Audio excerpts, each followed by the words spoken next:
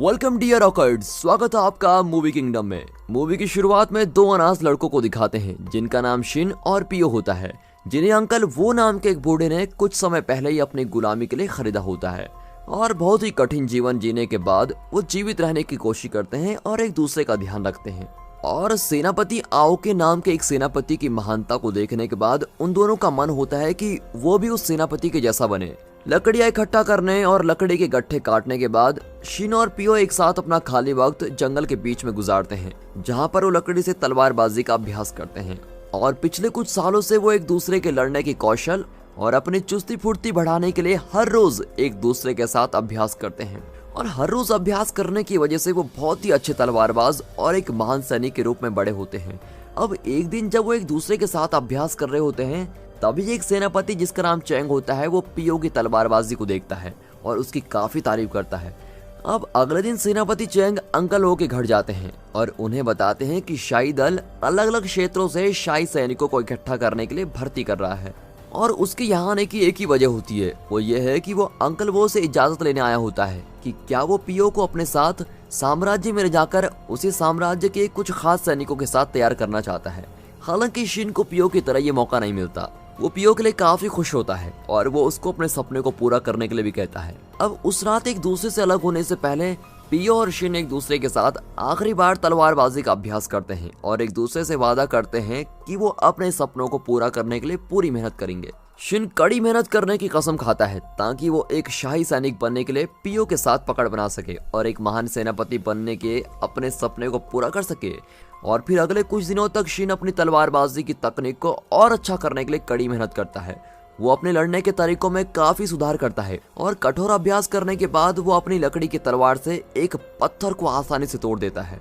अब कुछ दिनों बाद जब वो अपनी झोपड़ी में आराम कर रहा होता है तो पियो वहां आता है, जिसे देख शिन बड़ा ही हैरान रह जाता है क्योंकि पियो बहुत ही बुरी तरह से जख्मी होता है। और यही नहीं, पियो मरने वाली हालत में होता है। फिर पियो उसको बताता है कि महल में तख्ता पलट हुआ है, जहां राजा के छोटे भाई ने राजा को मारने के लिए किसी को भेजा है। और उसी गड़बड़ी की वजह से महल के शाही अधिकारियों ने पियो को राजा होने का नाटक करने के लिए और उसे कुर्बान करने के लिए रखा था। और फिर अपनी आखिरी सांस लेने से पहले वो अपने साथ एक नक्शा लाया होता है और वो शिन को कहता है कि नक्शे की मदद से वो एक गाँव में जाए। और वो उसको बताता है कि गांव में शिन को एक सेना मिलेगी जो उसे एक अच्छा योद्धा बनाने में मदद करेगी। और फिर उस रात पियो ने जिस गुरु के बारे में शिन को बताया होता है, शिन उस गांव की तरफ बहुत ही तेजी से भागता हो जाता है। लेकिन रास्ते में उसको कुछ गुंडे घेर लेते हैं और इसीलिए उसे उनके खिलाफ लड़ना पड़ता है। और सौभाग्य से इतने समय से जो वो कड़ी मेहनत कर रहा था उसकी भी आज परीक्षा हो जाती है और वो अकेला ही बहुत ही आसानी से सभी गुंडों को हरा देता है। फिर वो वापस अपनी यात्रा को शुरू करता है और फिर काफी चलने के बाद शिन आखिरकार गांव में पहुंच जाता है और वहां पहुंचकर उसे एक छोटी सी झोपड़ी मिलती है जिसके राजा क्वीन होते हैं, जो अपने साम्राज्य से भागकर आए होते हैं। फिर राजा क्वीन शिन को समझाते हैं कि सेनापति चैंग जानबूझकर पियो को साम्राज्य में लेके गए थे क्योंकि पियो का चेहरा उससे बहुत ही ज्यादा मिलता है। वो उस शाही अधिकारी को धोखा देना चाहते थे जिसने उनके साथ विश्वासघात किया और उसके छोटे भाई प्रिंस सेक्यू के साथ मिलकर तख्ता पलट किया। दूसरी ओर शाही सेना के सैनिक अंकल वो के घर पहुंचते हैं और पियो के मरे हुए शरीर को वहां पर पाते हैं। तभी जी नाम का एक सेनापति जो राजकुमार सेक्यू के साथ होता है, वो समझ जाता है कि उन्होंने जिसे पहले मारा वो राजा कोई नहीं था बल्कि पियो नाम का कोई और ही व्यक्ति था। अब इस दौरान शिन, जिसे अब पता चल गया है कि साम्राज्य के लोगों ने पियो को धोखा दिया और उसका बलिदान दे दिया है, और इसलिए वो अब राजा क्वीन से बहुत ही गुस्सा है कि उनकी वजह से इस बेचारे की जान चली गई। अब बहस चलती ही रहती है कि तभी राजकुमार सेक्यू के द्वारा भेजा हुआ एक हत्यारा राजा क्वीन को मारने के इरादे से उनके सामने आता है। अब हत्यारा शिन को राजा क्वीन को मारने के लिए भड़काता है क्योंकि उसने और दूसरे शाही अधिकारियों ने ही पियो को मारा होता है। लेकिन हत्यारे की बात सुनने की जगह शिन उस पर ही हमला कर देता है और उसको मारने की कोशिश करता है क्योंकि उसे लगता है कि उस हत्यारे ने ही पियो को मारा है। अब भयंकर युद्ध और कुछ खतरनाक हमलों के बाद वो आखिर में हत्यारों को मार देता है। और फिर लड़ाई के बाद वो वापस राजा क्वीन के पास जाता है और अपनी निराशा को उसके सामने व्यक्त करता है क्योंकि वो अभी भी पियो की मौत पर यकीन नहीं कर पा रहा है। लेकिन राजा क्वीन शिन को शांत करने की कोशिश करते हैं और उससे कहते हैं कि पियो की कुर्बानी पूरे साम्राज्य को बचाने के लिए है। अब राजा क्वीन उसको समझाते हैं कि उसे जिंदा रहना होगा ताकि शाही तख्त उसके छोटे भाई के हाथों में न पड़ जाए जो बहुत ही निर्दयी और बेईमान है, क्योंकि अगर उसके छोटे भाई के हाथ में शाही तख्त आ गया तो समझो पूरा साम्राज्य तबाह हो गया। फिर राजा क्वीन शिन को उसकी नई सेना का हिस्सा बनने के लिए कहते हैं ताकि वो राजकुमार सेक्यू के हाथ से साम्राज्य को वापस ले ले और पियो के बलिदान और उसकी मौत को बेकार न जाने दे।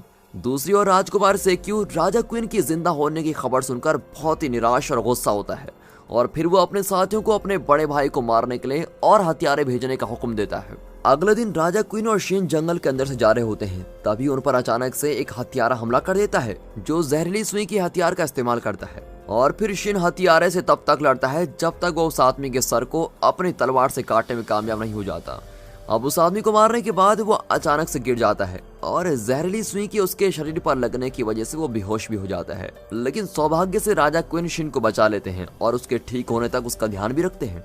जब शिन नींद से उठता है तो वो शाही सैनिकों को एक झुंड को अपने सामने देखकर बड़ा ही हैरान रह जाता है जो उनके छिपने की जगह पर घुस गए होते हैं।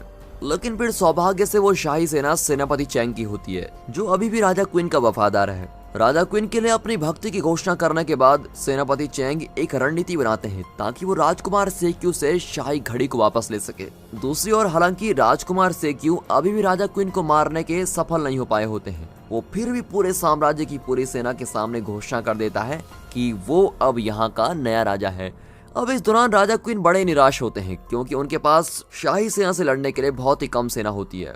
अब ये सुनकर सेनापति में से एक उन्हें पहाड़ी जनजाति के लोगों से मिलने और एक बड़ी सेना बनाने के लिए उनकी मदद मांगने का सुझाव देता है और ये जानकर राजा क्वीन उसकी बात मान देते हैं और उसी वक्त पूरी सेना को पहाड़ी जनजातियों के इलाके में भेज देते हैं। अब बहुत ही लंबे और खतरनाक रास्तों से होते हुए राजा क्वीन और उसकी सेना पहाड़ी जनजातियों के इलाके की सीमा में पहुंच जाती है, लेकिन वहां पहुंचने पर पहाड़ी जनजाति की सेना के लोग कोई खास उनका स्वागत नहीं करते और वो उनको बंदी बना लेते हैं। और पहाड़ी जनजाति के लोगों के सरदार के सामने होने के बाद राजा क्वीन वहां अपने आने का मकसद उनको बताता है और अपने छोटे भाई से शाही घड़ी को वापस लेने के लिए पहाड़ी जनजाति के लोगों से मदद मांगता है। अब ये सुनकर पहाड़ी जनजाति का सरदार उनकी मदद करने के लिए मना कर देता है क्योंकि उन्हें बड़े शाही लोगों ने धोखा दिया था जिसकी वजह से बहुत से पहाड़ी जनजाति के लोग मारे गए थे। और फिर राजा क्वीन आसानी से हार नहीं मानते, इसलिए वो सभी पहाड़ी जनजाति के लोगों से आज तक जो भी शाही अधिकारियों ने उनसे गलती की है उसके लिए माफी मांगते हैं और उनकी माफी की ईमानदारी को सुनकर पहाड़ी जनजाति का सरदार उन्हें माफ करने का फैसला करता है और शाही घड़ी को वापस लेने में उनकी मदद करने के लिए राजी हो जाता है। पहाड़ी जनजाति के लोग उनकी सेना के साथ मिल जाते हैं और शाही महल पर हमला करने के लिए बिल्कुल योजना बनाते हैं और तैयार रहते हैं। इसके बाद राजा क्वीन और दूसरे सभी लोग शाही सेना पर अलग अलग दिशाओं से हमला करने की रणनीति बनाते हैं। वो शिन और सेनापति चैंग को पहली सेना का नेता बनाते हैं जबकि वो खुद को पहाड़ी जनजाति के सदस्य के रूप में वहां जाने का फैसला करता है। अब अगले दिन पहाड़ी जनजाति की सेना और राजा क्वीन की सेना साम्राज्य में पहुंच जाती है और पहाड़ी जनजाति के सरदार साम्राज्य के सेनापति से मिलते हैं और उन्हें बताते हैं कि उनकी सेना राजकुमार सेक्यू की सेना के साथ मिलना चाहते हैं। पहाड़ी जनजाति के अच्छे इरादे को सुनकर शाही सेनापति पहाड़ी जनजाति की सेना को साम्राज्य में आने देता है और फिर आखिरकार पहाड़ी जनजाति के लोग और राजा क्वीन की सेना सफलतापूर्वक साम्राज्य में पहुंच जाती है और वो तुरंत दरवाजे की सुरक्षा करने वाले सिपाहियों पर हमला कर देते हैं। इसके बाद राजा क्वीन शिन को हुक्म देता है और पहली सेना गुप्त रास्ते से महल में जाती है जबकि वो अपनी दूसरी सेना और पहाड़ी जनजाति के सरदार के साथ मिलकर मुख्य रास्ते से हमला करते हैं। अब राज्य की सुरक्षा करने वाले सैनिकों और हमला करने वाले पहाड़ी जनजाति के सैनिकों के बीच एक विशाल युद्ध शुरू हो जाता है। पहाड़ी जनजाति के योद्धाओं के लड़ने के तरीके और उनकी ताकत की वजह से राजा क्वीन शाही सिपाहियों को हरा देते हैं। दूसरी ओर शिन और पहली सेना को एक बड़े दानव से लड़ना पड़ता है जो गुप्त रास्ते की रक्षा कर रहा होता है। हालांकि सेना को शुरू में उस दानव से लड़ने में थोड़ी परेशानी होती है, लेकिन बाद में शिन एक बहुत ही खतरनाक तलवार के हमले से उस दानव को मार देता है। अब उसके बाद शिन और पहली सेना राजकुमार सेक्यू को मारने के लिए शाही महल में घुस जाती है। हालांकि राजकुमार सेक्यू तो यहाँ पर आराम से अपने सिंहासन पर बैठा होता है और अपने सेनापति जी को बुलाता है जो उनके सामने साम्राज्य का सबसे शक्तिशाली योद्धा होता है। और फिर सेनापति जी शिन को एक एक युद्ध के लिए चुनौती देता है और वो बिना किसी संकोच के उसकी चुनौती को मान लेता है। अब उनके बीच की लड़ाई बहुत ही भयंकर होती है क्योंकि वो दोनों ही तलवार के लड़ने के हुनर में बहुत ही माहिर होते हैं। हालांकि शिन की आत्मा और विचार सेनापति जी से बहुत ही ज्यादा मजबूत होते हैं, इसलिए आखिर में शिन उस चुनौती में जीत जाता है और सेनापति जी को अपने सामने मरा हुआ देखकर राजकुमार सेक्यू महल से भागने लगता है। लेकिन महल के दरवाजे के सामने राजा क्वीन और पहाड़ी जनजाति के लोग उसको घेर लेते हैं। राजा क्वीन को राजकुमार सेक्यू को हराने के लिए कोई ज्यादा मेहनत नहीं करनी पड़ती क्योंकि वो एक ही हमले से उसको हरा देता है। अब उसके बाद ही सेनापति आओकी जो पास ही साम्राज्य का सबसे शक्तिशाली सेनापति होता है वो राजा क्वीन के पास आता है और उससे पूछता है उन्होंने ये युद्ध क्यों लड़ा। फिर राजा क्वीन उसको बताते हैं कि उन्हें शाही सिंहासन को वापस पाना था ताकि शाही तख्त किसी शाही धोखेबाज के हाथों में ना चले जाए। वो शाही राज्यों के लिए न्याय और शांति बनाए रखने के लिए जापान में सभी राज्यों को एकजुट करने का इरादा करता है। अब ये कारण को सुनकर सेनापति आओकी उसकी इच्छा से सहमत होता है और शांति बनाए रखने के लिए उससे वादा करता है।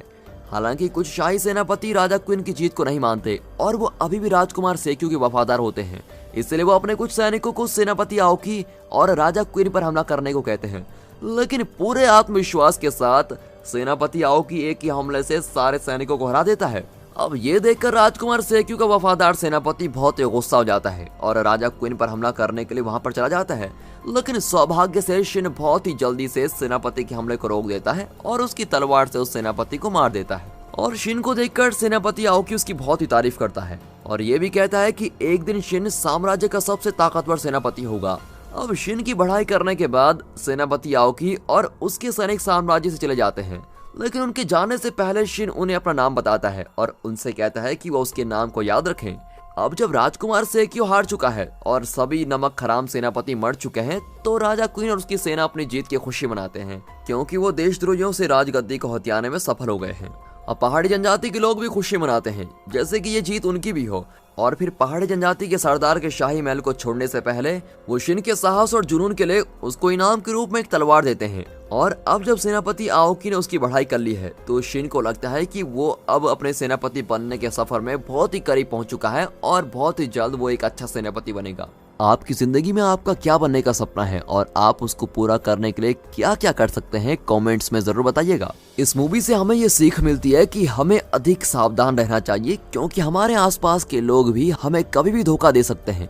जबकि शिन के जीवन के अनुभव से हमें ये भी एहसास होता है कि एक गुलाम के जीवन की तरह एक मुश्किल जिंदगी होने के बाद भी हम अभी भी बड़े सपनों को पूरा करने के लिए अपने जुनून से सब कुछ बदल सकते हैं। और दोस्तों, यहाँ पर ये मूवी खत्म होती है। अगर आपको वीडियो अच्छी लगी हो तो वीडियो को एक लाइक और चैनल को सब्सक्राइब अभी कर दें। And finally thanks for watching.